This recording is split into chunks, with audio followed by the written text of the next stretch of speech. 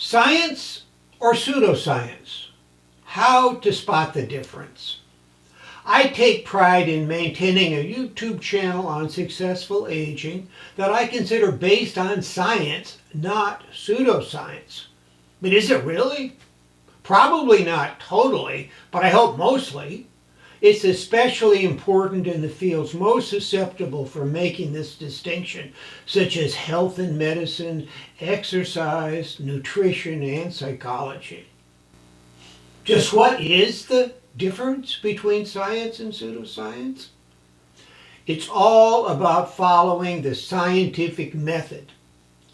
Scientific studies follow very rigid research designs that can be replicated and which may or may not result in similar findings. They attempt to minimize variables or confounding factors that could influence results. They often randomly pick participants for getting the treatment being measured. Some participants do not get in any interventions and are considered controls to see if the treatments really work. Results are presented in respected peer-reviewed journals and publications. This is a very simple overview of an extremely complex operation. Pseudoscience often maintains that it is science, but the evidence is obtained from other less structured forms of investigation. The above-mentioned steps of the scientific method are seldom used. That doesn't mean that technique or treatment is ineffective. It's just not based on real science. The conclusions may be derived from anecdotal evidence or stories told by clients about the results they experienced. They are not carefully designed studies that measure the effects of a treatment with controls that eliminate bias or outside variables from affecting results. If it is considered science by the practitioners, it might be more accurately categorized as junk science. Let's be honest. The advice provided through pseudoscience could have serious consequences for health and longevity, both positive or negative.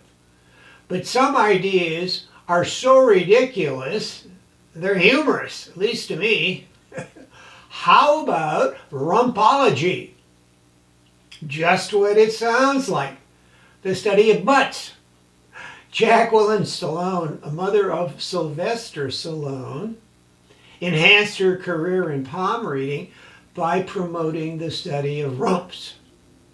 For $125, she would examine a photo you sent and pay special attention to lines, crevices, dimples, and other features on your bum and make a determination of your personality and character with pertinent predictions of your future.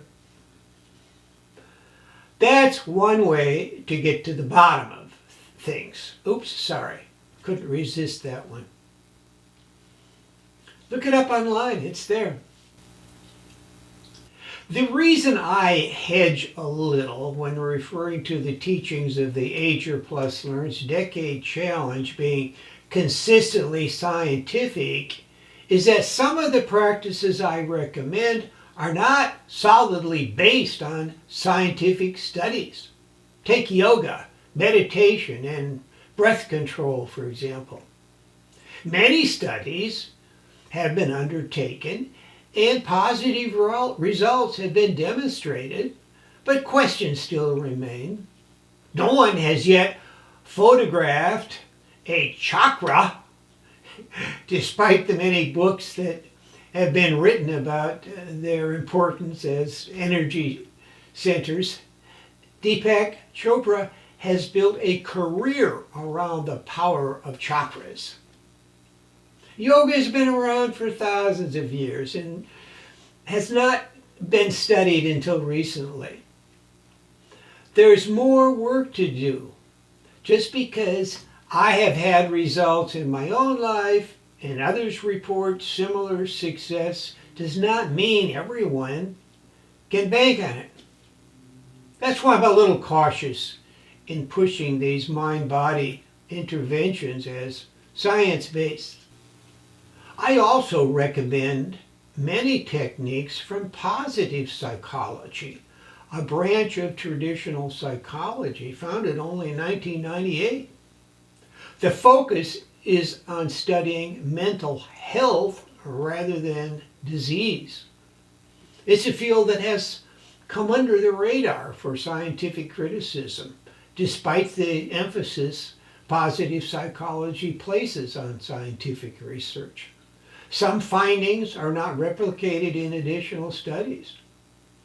There are concerns about the design of studies and how they're interpreted.